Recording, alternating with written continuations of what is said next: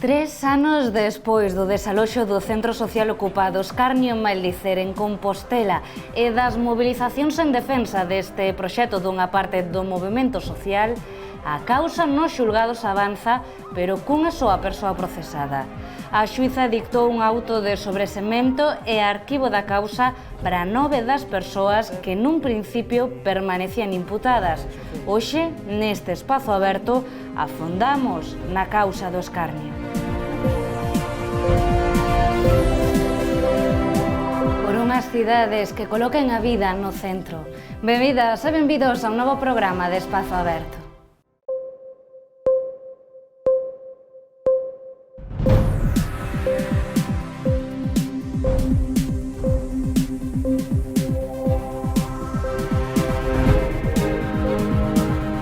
Dúcias de persoas investigadas, 10 imputadas con delitos de gravidade, todo apuntaba a que a investigación xudicial das protestas polo desaloxo do Centro Social ocupado Escarnio en Maldícer ia derivar nunha macrocausa, pero, finalmente, todo quedou nunha soa imputación.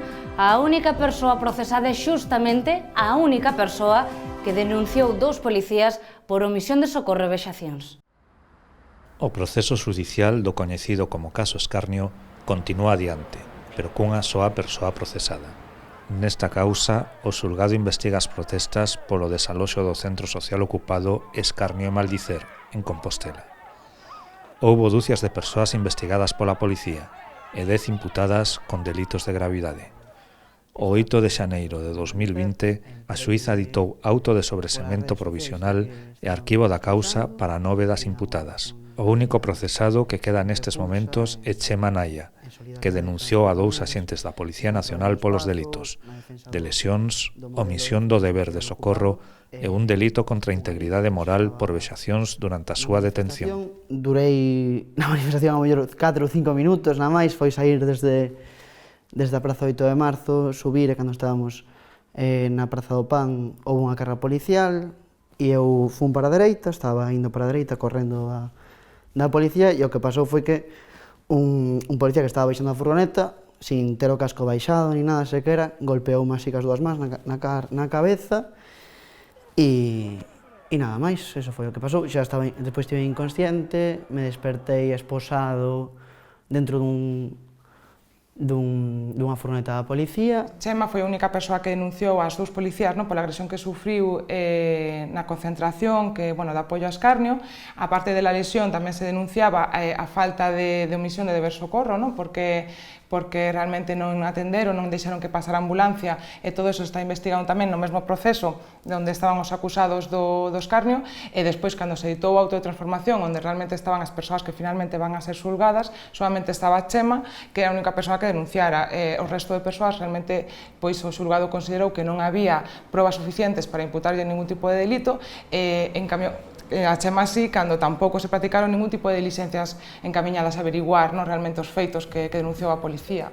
Esa é a parte correspondente á causa xudicial no marco das protestas polo desaloxo do Escarnio en Maldícer, pero cal é o contexto? A especulación inmobiliaria na zona vella de Compostela propiciou que edificios como a antiga Sala Iago ou a Biblioteca Caja Madrid quedaran baleiros durante anos.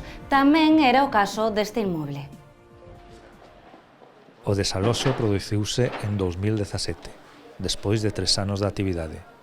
O edificio, situado na Rúa da Algalia, xa era coñecido en Compostela. Durante máis de 50 anos, albergou o colectivo Cantigas e Agarimos. A unha hora, clase de pandeireta de mozos, a outra pandeireta de mozas. Na outra sala, os máis cativos danlle o picado, disciplinados e encantados. Eles son o futuro, así que aquí a estes pequenos alumnos coídanos como a ouro en pano. Unha promotora inmobiliaria fíxose co edificio e pouco despois, no 2011, a agrupación marchou ao finalizar o contrato de renda antiga. Durante 3 anos, o inmoble permaneceu baleiro. Todos estes procesos están xenerando sustitución da poboación, abandono da poboación nos centros históricos en xeral, pero en Santiago en particular, polo tanto, perda do dereito á vivenda, perda do dereito á cidade e segregación espacial, é dicir, é obvio que a xente ten que escapar do centro para vivir nas periferias urbanas, e isto xenera fenómenos e procesos de segregación social e económica que non son admisibles a estas alturas del século XXI. Pero vamos, el casco histórico sí que es y la Rúa de San Pedro, que sufrió un proceso de gentrificación brutal. Entonces sí, en Santiago, no, en Santiago el problema de la vivienda es que a los de Santiago nos han echado fuera. No sé.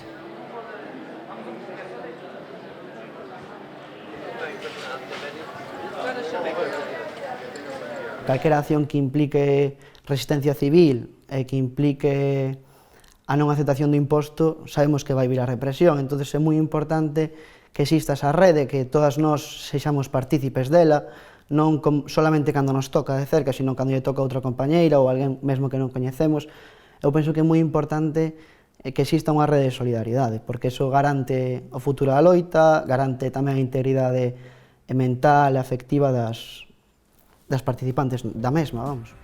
Saímos agora ata o Brasil, ata Minas Xerais, onde o campamento campesiño Quilombo Campo Grande volve estar ameazado. Queren desaloxalos o 12 de agosto en plena pandemia, unha pandemia que en Brasil está sendo moi agresiva nestes últimos días. Uma produção de diversidade, com mais de 2 milhões de pés de cafés, com mais... O campamento Quilombo Campo Grande ten máis de 20 anos de historia, máis de 400 familias residentes e unhas 4.000 hectáreas de terreo. As familias son campesiñado que producen alimentos saudáveis que abastecen a rexión. Que nós aqui se contrapomos ao modelo do latifúndio que era aqui nessas terras antes produzido. Esse espaço aqui para nós era um espaço do conhecimento. Abertos ao Galego é a aplicación móvil da Mesa pola Normalización Lingüística que busca mellorar a presenza da lingua galega nos establecementos comerciais e de servizos.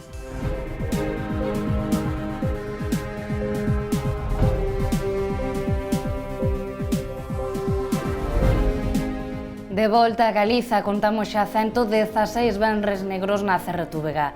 O colectivo Defende Galega volve chamar a vestirse de negro en protesta pola manipulación e a privatización dos medios públicos galegos. As traballadoras e traballadores da CRTVG visten de negro un venres máis. Piden o fin do desmantelamento da televisión e radio de Galicia. Tamén solicitan persoal, medios e tempo para poder realizar un traballo de calidade. E hoxe, venres, estamos ás portas da fin de semana, polo que queremos lembrarvos todo o que podedes atopar na nosa páxina web e tamén nas nosas redes sociais. A outra palabra que non o tiña até agora, co obxectivo de fuxir da forma do vocábulo castellano. Nesta fin de semana podedes gozar da segunda entrega do programa Galego de todo o mundo, conducido polo profesor Eduardo Maragoto. Podedes atopalo na nosa canle de YouTube e tamén na nosa páxina web. Principalmente porque non foi entendido porque a evitación da forma castellana ficou a medio do camiño, quer dicer, tal como o castellano usa un símil botánico para este conceito, o de brote, o Seminario de Lexicografía da RAC decidiu usar o mesmo símil, o de gromo, en lugar dos usados noutras linguas, que teñen máis a ver coa idea de surximento, mas non nas plantas. Ademais, xa está online a reportaxe que lle realizou a equipa de Nós Televisión á Escola Unitaria de Luaña, no Concello de Brión. A escola xa non abrirá en setembro, e non é un caso illado. Dende 2005 pecharon máis de 200 unitarias no país. Para a parroquia e para a parroquia do Lao, que tamén os nenos dali son os que vemos, da parroquia de Cornandeiras da Luaña, era o núcleo de reunión, era o centro de reunión dos nenos, era pois eso, onde realmente os nenos desta zona se reunían. E de seguido poderemos afondar na memoria do noso país, en concreto do espolio do patrimonio galego durante a ditadura franquista. Falamos do espolio do Pazo de Meirás. A familia Franco conseguiuno de forma gratuita, un pazo pagado polo pobo galego e regalado a Franco polas elites coruñesas. Aínda que oficialmente constaba como propiedade do ditador, foi xestionado como se tratara dun ben público. As súas reformas pagadas polo Estado. Os terreos conseguidos a través de incautacións e até se celebraban ali os consellos de ministros. Meirás pertence dende un principio aos galegos e galegas, mais foi blindado politicamente unha e outra vez para que os francos seguisen e sigan querendo facer caixa con este inmoble. Desfruta do verán de barrio en Lugo e apoia o comercio local da cidade. Achégate, vive o barrio. Todos os xoves e venres, desde as 6 da tarde ata as 10, participa nos tardeos da tinería que converterán o barrio nun espazo cultural.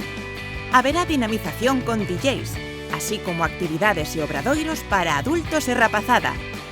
E os mércores e venres, achégate aos mercadiños de rúa na Milagrosiña e en San Pedrín, nos que participarán 200 comercios sacando os seus produtos ás rúas con prezos rebaixados. E, ademais, moita música e actividades para a cativada. Este verán, vive o barrio de Lugo, Concello de Lugo.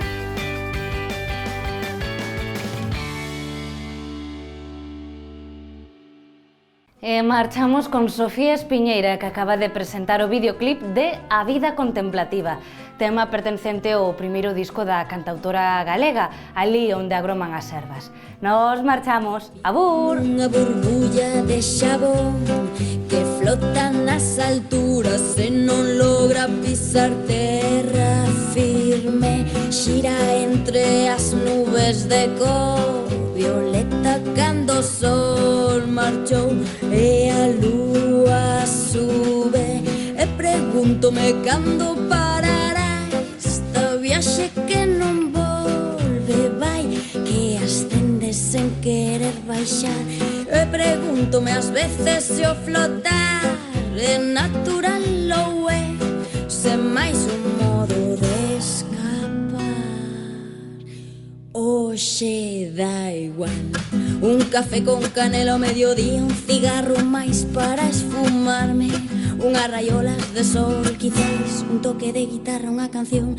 E o tempo escorrega mentre os dedos sen dicirme que pasou. Oxe cansouse de avisar co seu tic-tac que xa marchou do seu corpo hermético de brazos de metal.